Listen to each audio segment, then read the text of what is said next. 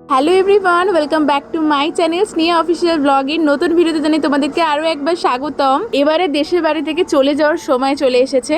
প্রায় অনেক বছর পর শহরের কোলাহল ছেড়ে গ্রামের বাড়িতে ঘুরতে এসেছিলাম বিয়ে বাড়ি উপলক্ষে। এবার চলে যাচ্ছি, মনটা খুবই খারাপ লাগছে। প্রতিবারের মতোই মন খারাপ নিয়ে সবাইকে টাটা করে আমাদের বেরিয়ে যেতে হচ্ছে। দেশে থাকাকালীন এই কটা দিন সত্যি খুব ভালো কেটেছিল আমাদের, তবে এবারে পুরোপুরি শহরে ফিরিনি। দেশের বাড়ি থেকে একটু এগিয়ে চলে এলাম মামার বাড়িতে, মানে আমার কাকিমার বাপের বাড়িতে। ছোটবেলায় দেশে এলেই কাকিমার বাপের বাড়ি আসতাম, আর এখানেও অনেক আনন্দ মজা করতাম।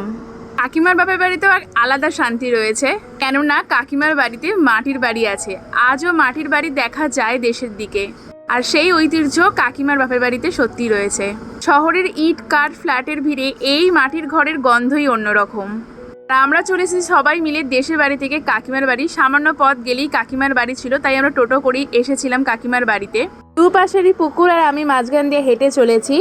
ওই যে আমি এসেই গেছি আমাদের মামার বাড়ি, মানে কাকিমার বাপের বাড়িতে। সব কিছুই যেন আগের মতনই আছে, সেই চেনা উঠোন বাড়ি সব কিছু। দিদা আমাদের জন্য অপেক্ষা করছিল, আর যেতে না যেতেই দিদাকে দেখিয়ে দিলাম তোমাদেরকে। আর আমরা সবাই চলে এসেছি, মায়েরাও একে একে ঢুকছে। এই সেই গ্রামের মাটির বাড়ি। যাই বলো, মাটির বাড়িতে কিন্তু এক আলাদাই শান্তি রয়েছে। শহরের এত এত কোলাহল, মেশিনের শব্দ সব কিছু থেকে এই গ্রামের বাড়ি কিন্তু বড্ড বেশি শান্তি লাগে। আমরা আজই বাড়ি ফিরে যাব, মানে আমাদের শহরের বাড়িতে আজই ফিরে যাব। আমাদের দেশের বাড়ি থেকে চলে এসে কাকিমার বাড়িতে আজকে দুপুরবেলাটা জমিয়ে খাওয়া দাওয়া করে আমরা বিকাল হতে না হতেই রওনা দিয়ে পড়বো আমাদের বাড়ির উদ্দেশ্যে। মাটির ঘরের ভিতরটাও তোমাদেরকে একটু দেখাচ্ছিলাম। আমরা এখন চলে এসেছি আমার এক মামার বাড়িতে, মানে ওর মামার বাড়ি, আমার কাকিমার এটা বাপের বাড়ি। তোমাদের বলেইছিলাম যে এখনো পর্যন্ত দেশের বাড়ির মধ্যে মাটির বাড়ি কাকিমার বাড়িতেই রয়েছে, তো তোমাদেরকে সেটা দেখালাম। আমরা হঠাৎ করেই চলে এলাম আজকে ওই আমাদের যে দেশের বাড়ি, সেই দেশের বাড়ি থেকে আমরা চলে এলাম এই পাশেই, টোটোয় করে আসতে হয়, চলে এসেছি। তো তোমাদের মাটির বাড়ি দেখালাম, কেমন লাগলো জানিও। আর মাটির বাড়িতে থাকার সত্যি মজা আলাদা। আমরা তো শহরে সবাই শহরে কেন সবাই এখন পাকা বাড়িতেই থাকে, তো এটা মাটির বাড়ি, খুব ঠান্ডা মাটির বাড়ি হয়। আর আমরা এখন মাটির বাড়িতেই রয়েছি। তো দেখাবো আজকে সারাদিনটা কি করবো, আর আজকেই আমরা বাড়ি ফিরবো, এখান থেকে আমরা বাড়ি ফিরবো। সঙ্গে থাকো, পাশে থাকো, শেষ পর্যন্ত ভিডিও দেখতে থাকো, আরও অনেক কিছু শেয়ার করবো। চল। এই সেই উঠোন, এই উঠোনে আগে যখন ছোটবেলায় আসতাম আমরা ভাই বোনেরা মিলে অনেক খেলাধুলা করতাম। সব কিছু প্রায় এখন একই রয়েছে। আর দেখো গাছপালায় ভরে আকাশটা এত সুন্দর লাগছিল না, এত সুন্দর পরিবেশ, সত্যি ভীষণ ভীষণ ভালো লাগে। দিকে শুধু সবুজ আর সবুজ, এত ভালো লাগছে না। শহরে তো চোখ খুলে তাকালেই খালি কলকারখানা, ধোঁয়া, এই সমস্ত। আর গ্রামের দিকের এটাই একটা মজার, যে চোখ খুললে শুধু সবুজ আর সবুজ, যত দূরই চোখ যাক না কেন শুধু সবুজ আর সবুজ। বেশ ভালো লাগছে এই জায়গাটাতে। দেশের বাড়িতে এলেই আমরা যেটা খাই সেটা হচ্ছে চপ দিয়ে আলু ভাতে মাখিয়ে মুড়ির চাট, দারুণ লাগে খেতে। আর এটাই আমরা সকালে জলখাবারে খেয়ে নিয়েছিলাম। এই ছিল রান্নাঘর, মাটির উনুনে রান্না করা হয়। বাড়ির পিছন সাইডটাতে এরকম বন রয়েছে, আর দিদা কত রকমের গাছ এখানে বসেছিল। কি গাছ নেই দেখো, গাছে কত লেবু হয়েছে। আবার গন্ধরাজ লেবুর গন্ধ তো খুব সুন্দর লাগে, আর খেতেও দারুণ লাগে। আর আমার মা তো দেখতে পেয়েই ওটাকে নিয়ে ভালো করে শুকছিল, আর আমাকেও গন্ধটা শোকালো। সত্যি খুব ভালো লাগে গন্ধরাজ লেবুর গন্ধ। মা তো আর অপেক্ষাই করতে পারছিল না, তাই মা তো একটা লেবু পেরেই নিল।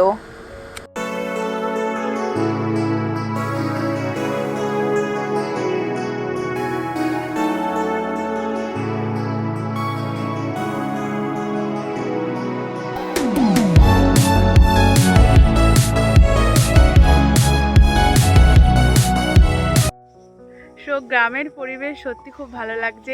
এই সকালে উঠে যে এই যে ফ্রেশ ব্যাপারটা ভীষণ ভালো লাগে। আর এখন হচ্ছে চান করে নিয়েছি, আছি মামার বাড়িতেই। মানে আজ হচ্ছে মাটির উনুনে রান্না হবে। আর একটা তোমাদের কথা বলি, রান্নাটা হবে মানে বাস্তুর নিচে।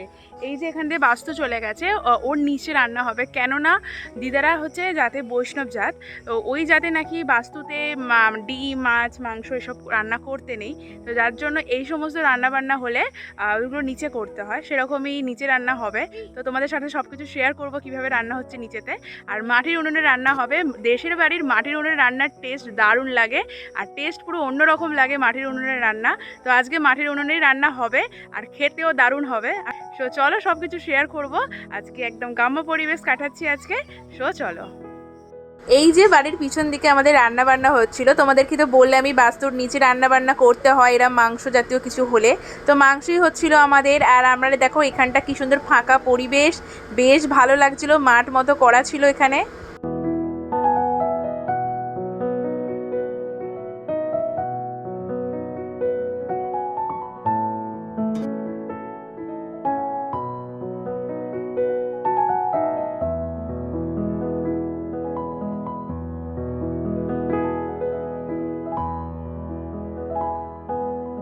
ওইদিকে রান্না হচ্ছিল আর এখানে মা কাকিমা বসে গল্প করছিল। আর দুটো পুচকে বাচ্চাও ছিল, ওগুলো ছিল হচ্ছে মামার ছেলে মেয়ে।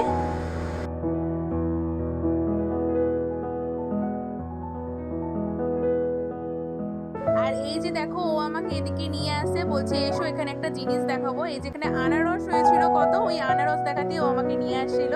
আর দেখো সত্যি অনেক বড় আনারস হয়েছিল, দিদা বাড়িতে অনেক অনেক গাছ ছিল, আর এখানে তো কি গাছ নেই, আম জাম কাঁঠাল সবকিছু ছিল।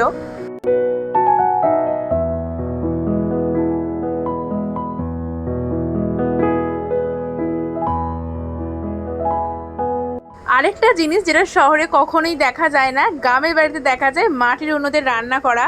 আর আজকে আমাদের রান্না করছে আমাদের মামা নিজেই। মাটির উনুনে রান্নার যে ধোঁয়া, তারপর জ্বালানি দিয়ে যে রান্না করা হয়, এই দিয়ে রান্না করার স্বাদ তো দারুণ খেতে লাগে। এদিকে মামা রান্না করছে আর আমাদের মামি এখানে সবকিছু জোগাড় দিচ্ছে। বেশ দারুণ একটা পরিবেশ তৈরি হয়েছিল তখন। তো বন্ধুরা দেখতেই পেলে ওখানে মামা রান্না করছে আর আমরা এখানে গল্প করছি, মায়ের ওখানে বসে রয়েছে।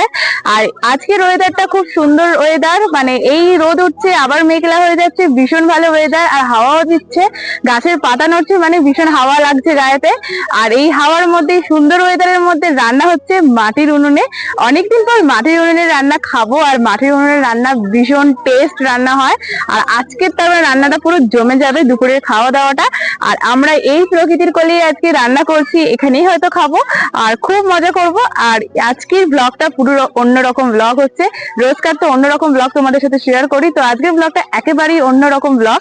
তো দেখতে থাকো, তোমরাও এনজয় করো আমার ব্লগটা এবং শেষ পর্যন্ত দেখো, সাথে থেকো, তাহলে তোমাদেরও ভালো লাগবে। আর যারা যারা আমার ব্লগটা পশ্চিম মেদিনীপুর থেকে দেখছো, তারা অবশ্যই আমার কমেন্ট সেকশনে জানিও কারা কারা এই পশ্চিম মেদিনীপুরে থাকো আর তোমাদের কেমন লাগছে, আর সকলের কেমন লাগছে আমার গ্রামের বাড়ি অবশ্যই জানিও।